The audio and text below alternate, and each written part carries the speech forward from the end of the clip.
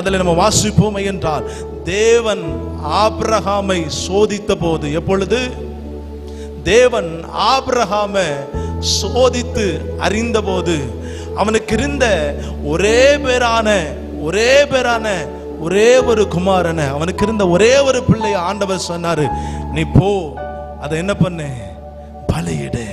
ராமன் சொல்லுங்க பார்க்கலாம்.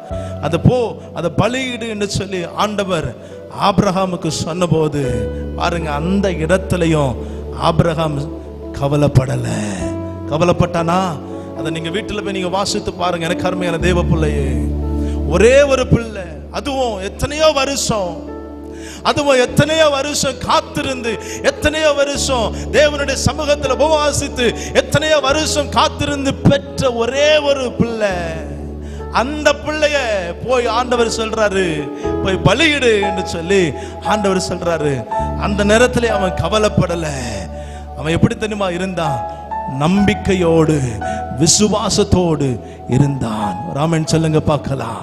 நம்பிக்கையோடு விசுவாசத்தோடு இருந்தான். எனக்கு அருமையான தேவ பிள்ளையே, நடந்த ஒரு காரியம் என்ன தெரியுமா? அவன் கவலைப்படல. அவனுக்கு தெரியும், நான் விசுவாசிக்கிறவர் யார் என்பதை அறிந்திருக்கிறேன் என்று சொல்லி அவனுக்கு தெரியும். அதனால பாருங்க, நடந்த ஒரு காரியம் என்ன அப்படின்னா, அவன் பிள்ளைக்காக எந்த பிள்ளைய பலியிட சொன்னாரோ அந்த பிள்ளைக்காக கர்த்தர் அந்த வனாந்திரத்திலே ஒரு ஆட்டுக்குட்டியை கர்த்தர் ஆயத்தம் பண்ணி வைத்திருந்தார்.